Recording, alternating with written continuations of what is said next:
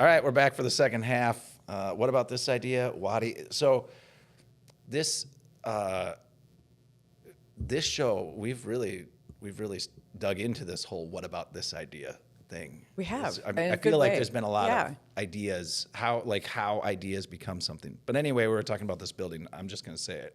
I'll just say this building's history, like late 1800s or something, it was built, right? So if you look at a lot of the timbers, it's got really great stuff, but the subterranean part of it is really cool because it's like a 50-foot deep foundation, and then Bassett or Bass Creek, I forget, but runs underneath the middle of the building and comes out into the into the Mississippi. And they used to have a viewing portal, evidently, in the middle of the building, a big glass domed viewing portal, but then we started polluting the river too much and it got gross, so they covered it up. So they didn't want us to see it? Yeah, they didn't want us to see it. I think they have since done some cleaning and things, but we don't get to look at it. We don't get to. I remember that part. So just for our people watching this, we're in the Itasca building in Minneapolis, Minnesota, right? And so this actually is our last recording in this room. In this space. Yeah, we'll still be in the Itasca. I know. You're honored. I know. And then we'll have you back later. You can talk about something new at the new studio. Your next idea. Yeah. So we're moving. We're staying in the Itasca building, but we got a different office. We got a really funky, cool space. I feel like being in a nice space makes the working on ideas easier. Maybe having ideas even as well, but like just being in a space that it's inspirational. It is inspirational. Yeah. This building is inspiring. You look at I love the timbers out there because you know that those were logged. Right. I really wish man hadn't come and just booted out everyone who was here, logged everything, killed all the animals. I don't want to get, but we weren't very kind to the place. But there is the history. It's locked up in those giant timbers in this building. Yeah. I can only imagine what the trees look like. I like being part of that too. Yeah. Yeah. Even though there's some sadness that it's all gone, it is still performing a function. Yeah. So, yeah. So where did you grow up? So I grew up in a smaller town in Minnesota called Winona. Oh, yeah. Winona, Minnesota. Yeah. That's where my down south. Grandfather and my father owned businesses. I grew up. What kind of businesses? Yeah, my grandpa owned a beverage distribution business. Oh. It was beer. It was beer. It was beer. Yeah, it was beer. And every day I would be up 3 stories high, sitting on top of these pallets of Schlitz and old Milwaukee beer. Blatz and the reps would bring by these big, huge pickled sausages. So I'd be up there with a sour pop and a pickled sausage, and I'd be watching these forklifts go and do the whole operations, and it was just that's uniquely Minnesotan. It is. I like it. I mean, I think anyway. Pickled sausages. It's pretty Midwest. Yeah. What was that? Oh, it was another brand that my grandfather sold, and it was the sour pop. It was like lemon lime. But like a beverage? It's a beverage, yeah. Oh, okay. Yeah. All right. Sour flavor pop. Oh, yeah. I like it. I don't know if I know that one. All right. There used to be what was it called where you would get it in glass bottles? Yeah. And these were glass bottles. And they would come in a red crate. Yeah. It was like the Pop Shop or something like that. Does that sound familiar? Yeah, this was like Cold Springs or some kind of... Cold Spring was... No, that's probably something different. Well, that's Glick's, and they... Yeah, I don't know. They bottled everything out in Cold Cold Spring. Cold Spring was like a massive bottling facility. Yeah. For the... Anyway, so I just grew up in that world, and saw my grandfather toil, and it was a wonderful. I loved that part of my childhood. Yeah. It really was just really, really fun. Yep. Did you have brothers and sisters? I didn't. I was an only child. Oh. Yeah. And so were you? I have a daughter. I keep throwing you off your thoughts here, but I have a daughter, and I have 2 older sons, but she is the first girl born in my family. My mother had 4 boys. We all had boys, so there's like 8 or 9 boys in a row, and then my daughter comes along. And I think every now and again we'll say you're spoiled. So I'm just asking as an only daughter, right? And she says, "No, Daddy, I'm not spoiled. I'm just pampered." Like, yeah, I'm just curious. It's pretty funny. When you talk about what helps us develop, I mean, what what is the foundation of who we are today? Yeah. Certainly was impacted by, how I grew up. And I get that question all the time. So you were kind of spoiled, right? Because you were the only child. And I'm going to say, absolutely not. Actually, I think it was harder. Yeah. There was, it was at the time when I was just, 8, 9 years old, and my parents were splitting up, and I was spending more time with my grandparents, which was fine. It was just, and I'm grateful for my grandparents for taking care of me so well, as my parents were trying to figure themselves out, right? Yeah, fair enough. And so, I would have loved to have a sibling to be able to experience that difficultness and lean on during those hard times. Yeah. But it certainly helped me develop independence. It certainly helped me in just taking one step in front of the other when things didn't seem like they were really fun in life, right? Yeah. It was very formative Yeah. for who I am today. Yeah, and I wasn't trying to imply that you were spoiled. I think my daughter's point, and I take it well, is to be spoiled is like to have people give you too much and for you to not have to do something for it or something like that. But when you are like in her position, or if you're an only daughter, I can just imagine. Did your grandpa and grandma were you the apple of their eye in a certain way? Like, yes, yeah, absolutely. yeah. And I am so grateful for the love that I got from my grandparents. And that affords you, it gives you license to be confident, because these people, they don't have to spoil you by giving you too much. They can still be hard on you and teach you lessons, but they love you so much, right? Well, yes. So I have to say that the business that I started and created was the result of what was happening in my life back then, and who ended up being the most important people or beings in my life. The two beings that helped me basically survive, right, was my dog and my grandmother. Yeah. And if you think about the business that we created, it was first for my dog, and then it was for my grandmother, who unfortunately is no longer with us. Yeah. But yes, that happens. It was that passion that came from then that, I just felt impassioned that, first of all, and I think this is true, our aging population just doesn't get the respect it deserves. No, it doesn't. They just don't. And they deserve more. They deserve more respect. They deserve more care. They deserve more attention and communication and connection and love. And it's hard. Well, we've moved away from being a society where your parents age in your home. With you. I mean, a lot of that happens a lot more in Europe, I think, than it does here. And I sort of wonder, why don't we do that? I think I have a friend who studied the Hmong culture. Yeah. And they still do it, even though they're here, right? And she was saying the same thing. Why don't we do this? And I said, it's because I would kill my mother. Yeah, I was going to say, but then I spent a bunch of time around my mom, and I'm she would be dead. Yes. I'm just kidding. Love you, Ma.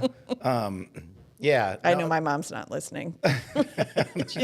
She turns 90 next month. Oh. And she'll be like, what is it you do again? Is it like a radio thing? Or, I'm like, nah, it's nothing, Mom. It's no big deal. Side hustle. Yeah. And then, so then you went to college? Yeah. Well, where did you go to school? First of all, when I was around 11 or 12, we moved to the Twin Cities. And I grew up then the rest of my life in St. Louis Park. So I went to St. Louis Park High School. I went to the University of Minnesota. I went to Metropolitan State. I went to St. Thomas. Were you driven? Were you an athlete? And I'm just trying to figure out who you were. I was an athlete. And I was driven. Although I have to say that, I didn't come from a family that thought that you had to get your doctorate degree or something like that. And so I started actually pretty simple. I started in veterinary medicine, but only with a 2-year degree. But my first job I got was at the University of Minnesota Veterinary Teaching Hospital. Oh, okay. And I ended up specializing in medical imaging. And then I ended up teaching it at a vocational college. Everything. Think about it. X-ray, ultrasound, CAT scan, MRI, radiation just all therapy. on animals. All imaging. Yeah. Yeah. Very high-tech stuff. Yeah. So I ended up in academia, and then teaching this stuff. And then I got a call from a big publisher. Would you write a textbook? Sure, wrote a textbook. Oh my God, Who doesn't? Right? I mean, why isn't anybody Old hat. asking me for a textbook? By the way, that textbook is now in its 7th edition, used globally, and they renamed it Lavin's Veterinary Radiography. really? Yes. How do you? How do I know cool people like this? Yeah. I don't know. But it was that entrepreneurial itch that got me to where I am today, that made me leap from this comfortable little veterinary medicine pillow of academia and publishing and speaking and all that. Because I said, I just really want to get into business. And the mentor said, well, then you better get into business. Yeah. Yeah. Well, where do I start? And he recommended, Lisa, why don't you start in sales and then work your way up from sales? And I thought, Okay. that's it, right? Made sense to you? Right. Yeah. So I went to go see a recruiter. Oh, those recruiters again. Such good people. And you know what?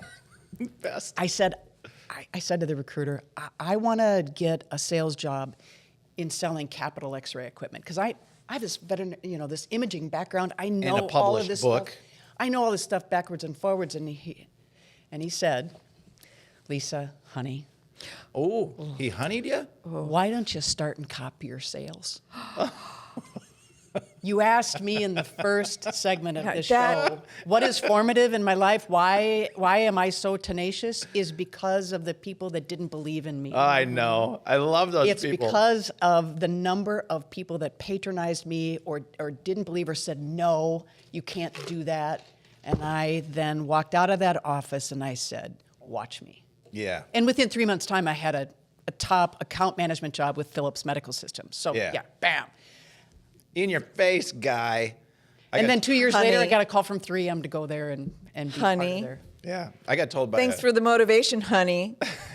I got told by a teacher in high school who was like the most doctored guy in school. He was, he taught humanities and he was very well respected. And he told me that I probably don't have the intellect to work with my mind. I should work with my hands.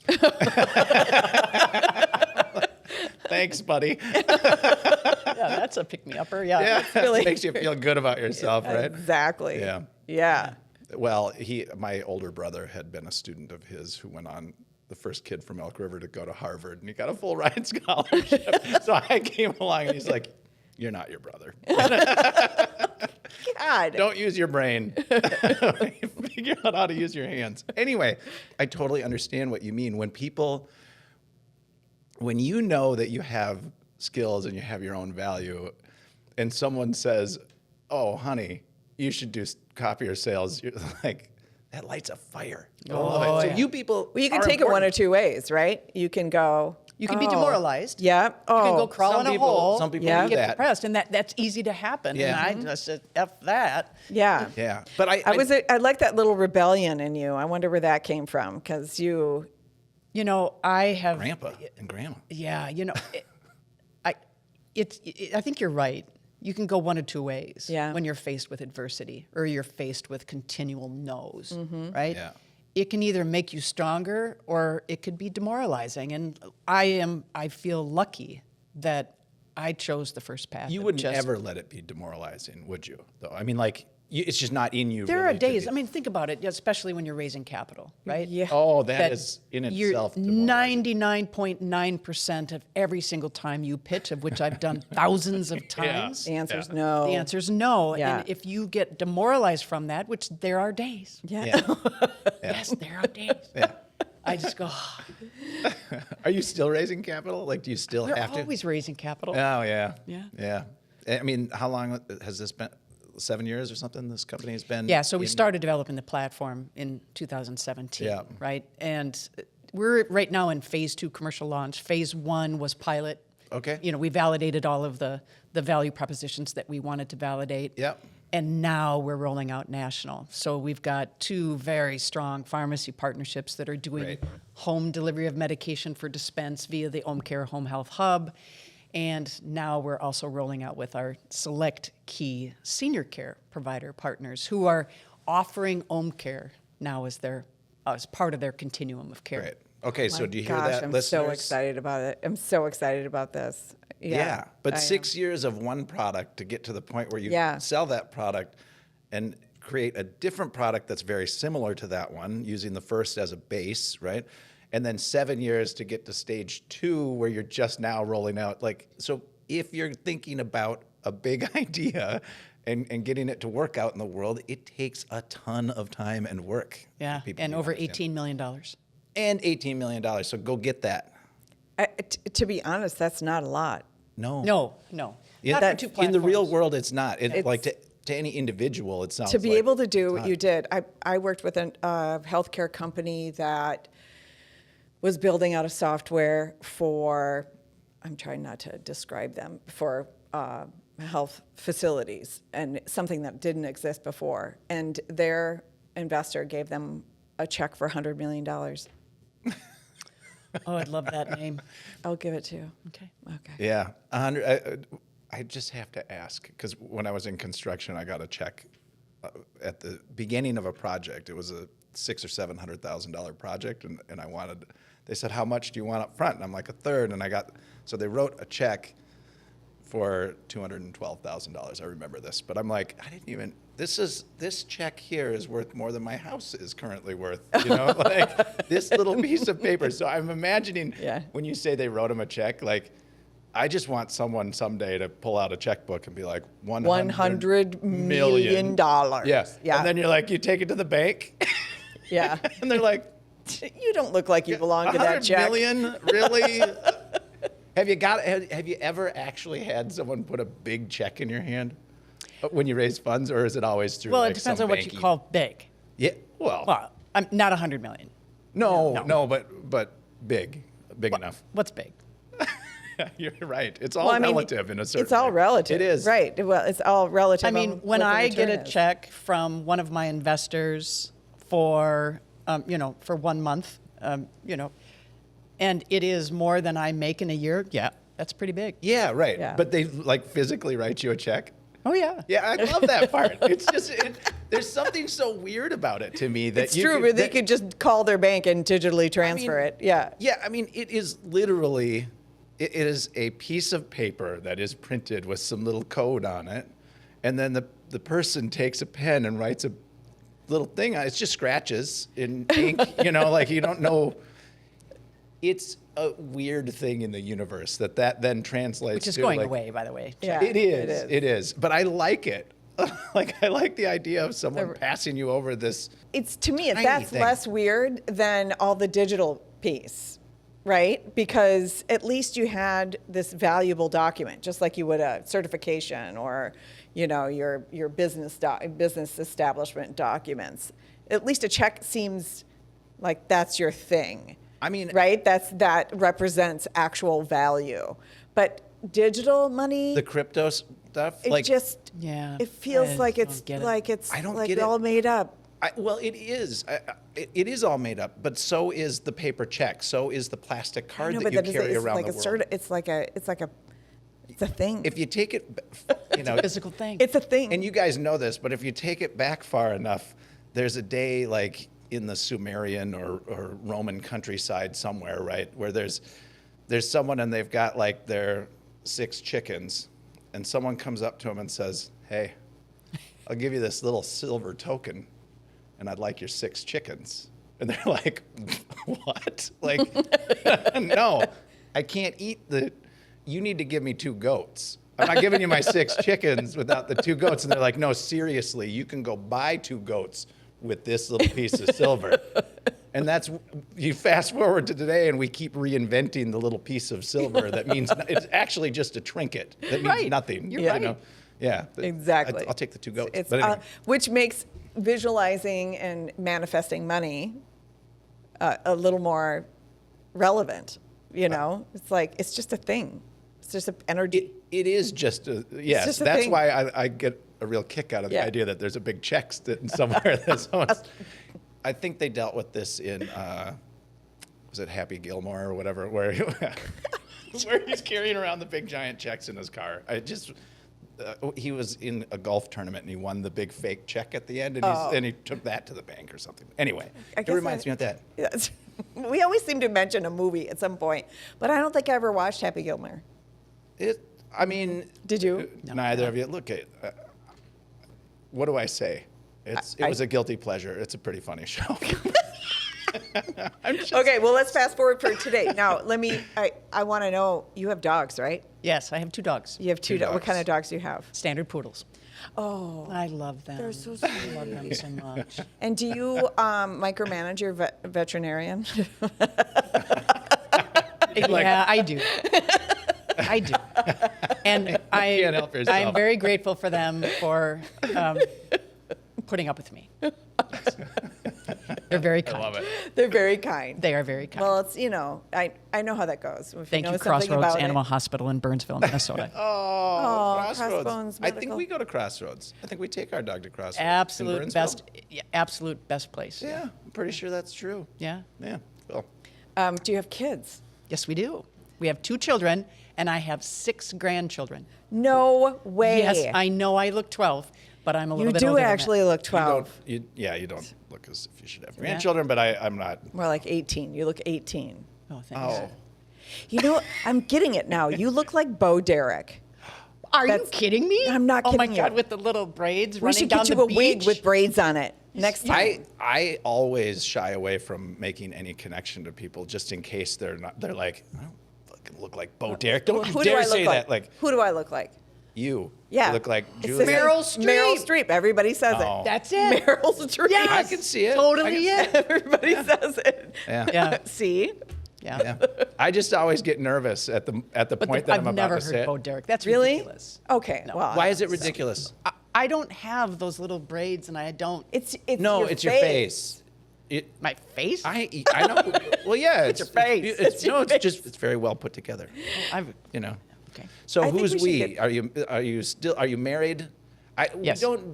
If almost you 30 don't want to years. get into personal stuff, we don't have to very much on that side. That's not the intent of the thing. But you're married for 30 years. Almost 30. Almost 30. You've got a few kids. 2 kids. 2 Are they kids. around? Are they? Yep. Daughter and a son live here in the Twin Cities. Oh my gosh, perfect. 3 kids each. Ah, Yep. So- I think they're done. so 6 grandkids. Yeah. How old are the grandkids? Ranging from 11 to down to 1.5.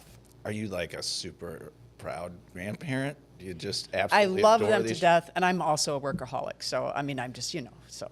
Yeah. I work a lot. That's okay. Well, you're doing something really big. I work a lot. I do too. Yeah. Yeah. I mean, you can't we start a have what company we like call that. every week. We have what I have named Monday Soup Kitchen, right? Okay. So everybody's invited to come over. We have soup, we have sandwiches, and at least once a week we get to see each other. So, Okay, so like all I 10 think of that's them? a great idea. And they Yeah. can come or they don't need to They- come yeah. or whatever. Yeah. Yeah, I've known of families to do this on Sunday. Yeah. Yeah. Yeah, but I love Mondays because then you don't steal their weekends.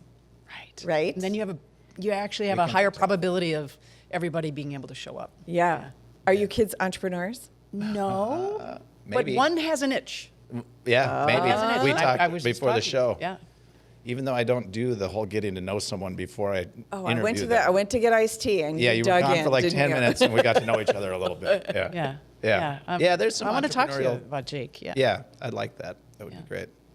Okay, I feel like. Well, he's Well- considering a life, some niche in construction or something. So Oh, I'm very cool. very happy to talk to yeah, him. yeah. Sam is the man. Yeah. Yep. He knows. He used to Yeah. be. Yeah. Yeah. I have 2 kids too, a girl and a boy, Okay. but not as old, I don't think, as yours. Mine are, well, maybe. They don't have any kids, 27, 22. Yeah. Yep. And I've got 3, as long as we're sharing. We know. Okay, We already yeah. said 2 boys and Yeah, a girl. 2 Yeah, boys we and a know. girl. But they're young. Yours are much younger 17, than ours. 15, and 8. Yeah. Yeah. Yeah, I love them. They're great. I'm really happy where I'm at with my kids. People are like, You've oh, got I great just wish kids." they were kids again. And I'm like, no, I'm really happy they're adults. And they're really fun. And they're cool human beings that I want to hang out with. It gets even funner. It And they really take does. care of It really themselves. does. And for the very first time, I'm really excited about this January. Just the 2 kids and us are going dog sledding up in Ely, Minnesota. Oh my gosh, I love that. You go- Right? Just Yeah. the 4 of us going dog sledding. You going with, Seriously. Yeah. with Will Steger, or where are you going? Yeah, it's an outfit. Okay. I can't remember the name. I think he did actually establish that outfit. Both my moms are from Ely, Minnesota. Oh, really? So I spent a lot of my childhood there. Yeah. Oh. I know. You're going to ask me what that means. Yeah. You're ask me what that means. No, it took me a second. I actually know. I'm adopted. Yes. So my bio mom grew up in Ely, and my adopted mom grew up in Ely. Yep. Well, how about that? Isn't that weird? And there was only maybe 300 people in that little town. Yeah. Mm-hmm. I was born in Duluth. Yep. That's a separate ecosystem, Ely. It's very interesting. It's really beautiful. interesting. I mean, and I think it's still well established in the cultures that moved in there, like a lot of Irish culture, Slovenian. I'm about 37% Slovenian. Yeah. You know, that interesting mix of Northern European and also like Southern European, really. Right. Yeah. Interesting. It's so incredibly beautiful up there. So, mush on. Yep. and mush. So you're a workaholic, which... Well, you know, I get it. I work a lot. I don't know if I'd call it workaholic, but maybe other people might. Sure. My family might. Yeah, maybe but, that, you know, let's just say this. Yeah. It takes a lot of work. Totally. It's not a 9-to-5 job. This is a full-time commitment of starting a business. Especially when you're raising funds, you're taking other people's money into this thing. You've got to build it. You got a whole bunch of stuff. And you're responsible for the lives that you're feeding. What's right? your So, current title? Founder, chairman, and CEO. CEO. Okay, yeah. Just because you're a founder doesn't mean you need to carry the CEO title forever. Yep. You know, Yep. Not all founders actually make great CEOs because they're kind of different things. Well, and I'll be the first one, and I've told my board this too.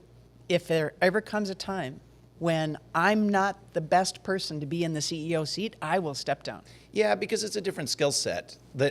Once your company reaches a certain stage, that it's like CEO management.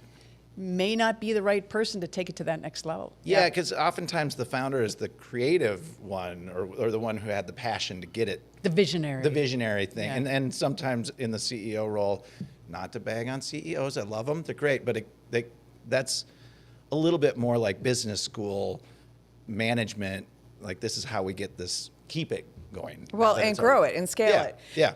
And also, you have to have different skills to be a founder and grow a company and have the patience. And it's hard to let go. It's hard to know, first of all, what are the things I need to keep doing and what are the things that are holding this company back now. It's hard to discern between what that is. Years ago, I read an article on this, and I'd love to find it because I'd like to bring it back up just for conversation. It's called founder syndrome, and that's the idea: is that founders they don't know which skills are working for right now, right. And which skills if they walk away. You know, the example is Apple. Who started Apple? Steve Jobs. Steve Jobs. So Steve Jobs did this whole thing. He was the founder. He was the CEO. He pissed off the board, pissed off most people that worked for him. And then he left the company. And then it didn't do didn't do so well. So it's like, well, now we know in a terrible, awful way that the things he was doing are the things that were growing the company. Yep. But turns out he is a good CEO. Turns out, well, I don't know. I think they shifted some things, but before he came back. But who knows? But that's a good example of it. In that, okay, well, what parts of that was important to keep going to scale that company, and what parts of that were just him being an asshole, right? And him just being whatever he was. Right. How do we discern between those things? So it was the asshole part, the part that needed to be there. I don't know. I right? don't know. Yeah. I don't know either. But you've been running it for 7 years, and but you're just getting out into the bigger market at this point. Yeah, here we go. Here we go. This is where it gets real. Yeah, and so now the focus for you in the business is like establishing those partnerships and those relationships with, say, pharmaceuticals and home care? Yeah, pharmacies and home care and senior care providers, building and expanding those relationships. Here's what I say. This is now an execution play. Yeah. We've been preparing for 13 years to get to where we are today. Right. Mm-hmm. Now is the time to execute. Now is the time to actually do it. Mm-hmm.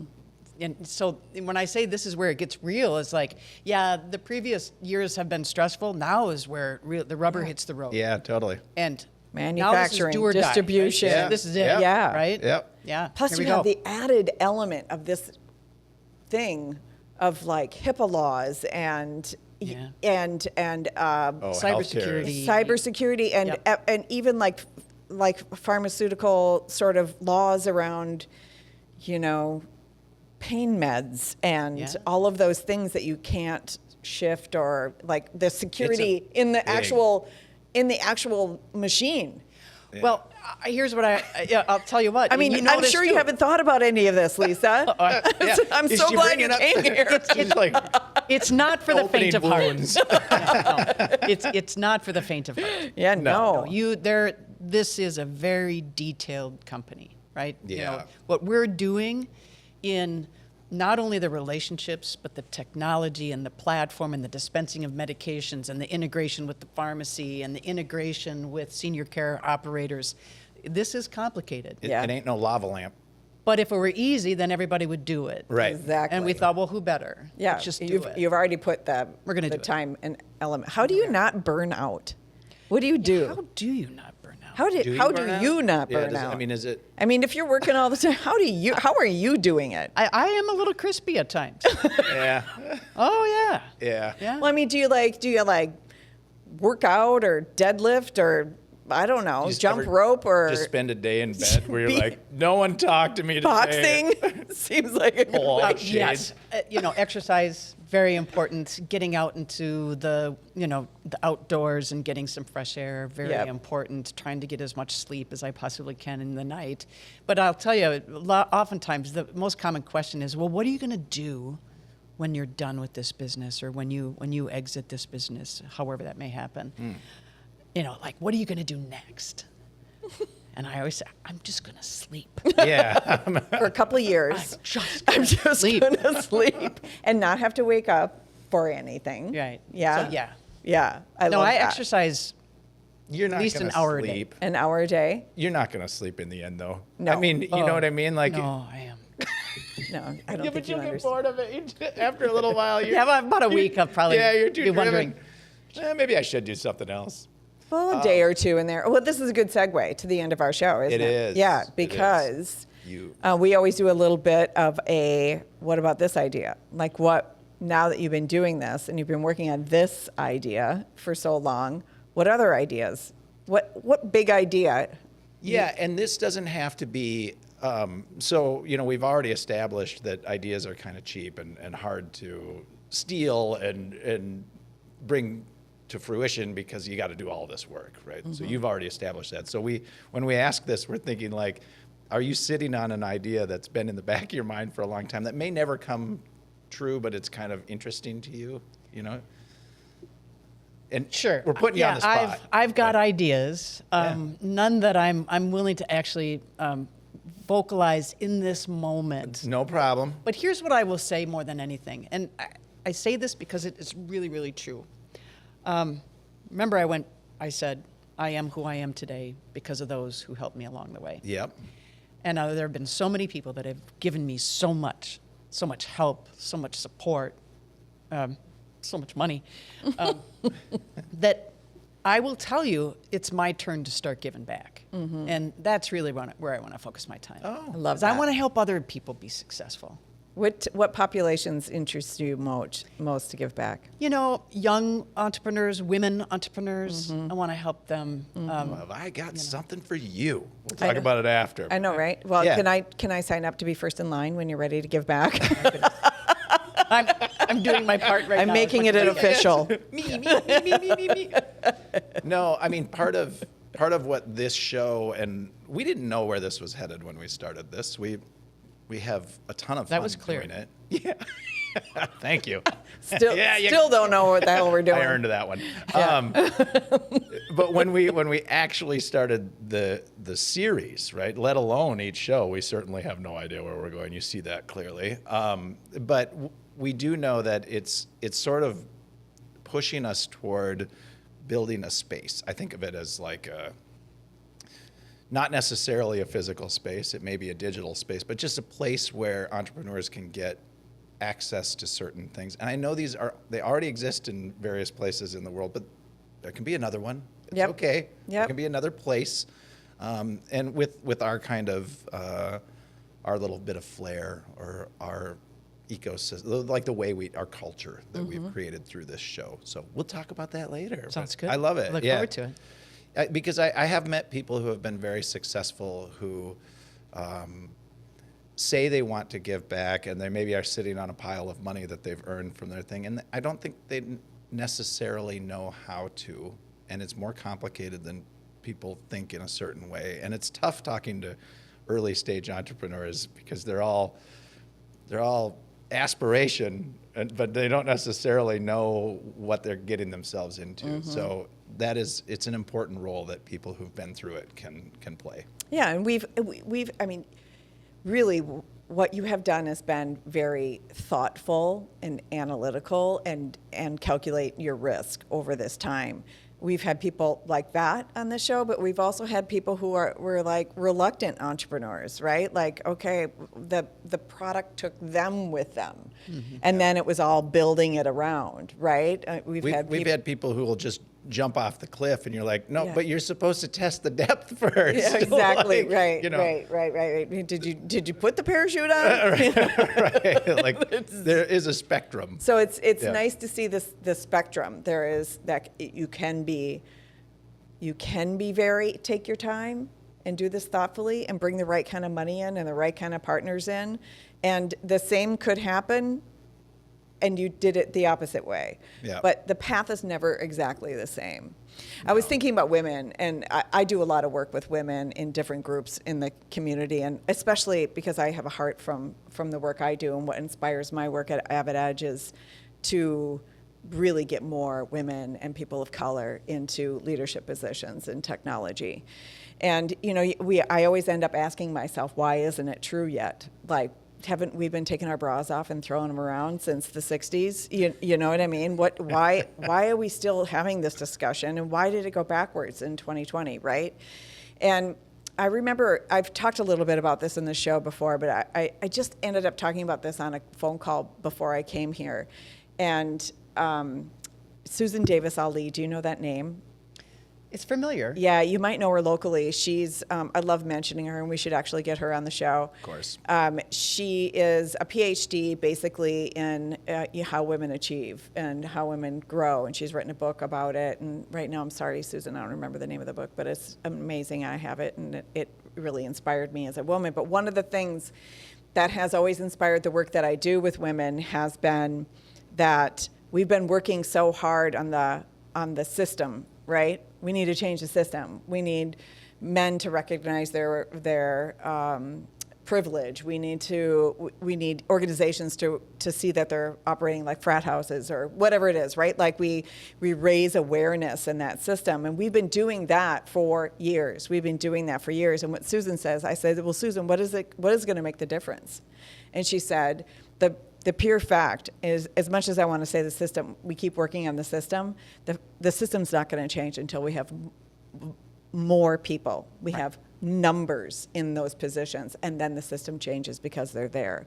So I have been working a lot with women entrepreneurs and just women in general and saying, I know you want to change the system, but when you make a decision and when you make action, realize what you're doing it for. Are you working for that system to change, or are you working for yourself to change? Because all signs point to you need to be individualistic about this. You need to be a leader and get into those areas. And so I have been doing a lot more subtly, right? So like our business tries to get a lot of women into technology. I'm oftentimes coaching them up, and then I have their back in a coaching situation at the end. But I've been working with individuals. So the more individuals we can get up into those leadership positions, the better, the more the system will change. Of course. And it will be wonderful. It'll be utopia. Will it? Yes, it will be utopia when that happens. I'm an idealist, and we are going to go down that path, right? Because we will have more empathetic leaders, and we're already starting to see those values being valued. thank you for what you're doing because you're making a difference. I hope so. Yeah. Yeah. One at a time. Yeah. I don't share your belief that it'll be utopia. And I'm not trying to throw water on it. What I think is the complexity of human life. Everything we do is so oddly complicated, but it will be way better. I agree. I was better. being facetious, I right? know, That it's utopia, but I think there will be amazing side effects and byproducts of having equality. Yes, and everything's There been will progressing. be. Yeah. And it is better and better and better in each incremental step. Every time people like yourselves elevate, not only you, but the women around you and the people of color and everyone else, anyone who's been marginalized, the whole thing gets a little bit better, each little step. So Yep. I commend you both. God, this was good. I feel like I just went to therapy. It was fun to talk to Yeah. you. Thank Well, you. Thank you for coming and honoring us with your time. Yeah, Lisa. Oh, my goodness. My honor. Yeah, thanks so much for being in here and opening up about things and talking about Ōmcare and educating me since I knew nothing. See, you said it right, Ōmcare. I did, yeah. Now, if I can just get the I had last to think name about down. it before I did it, but Lavin. I got it. Lisa Lavin. Yeah. I got it. Thank you. Thanks a lot. I so enjoyed this. And I'm looking forward to a few years from now getting back together and talking about all the big partnerships and contracts you have with Amazon and all of the others that are needing this product. And also to look at the ROI, right? Of how many healthcare people we need less because of this. Yep. All right. I could pontificate on platitudes. Yes, of course. And impressed. I foresee a future like panelist Yeah. on some event that we throw or something. Yeah. That's what I see. Why not? Anytime. All right. My Great. pleasure. All right. Well, thank you. And thanks for watching or listening or whatever. Yeah. Thank you. Last time in this space. Woo! Just you New wait. studio coming up. Studio. All right. All right. Bye. Bye.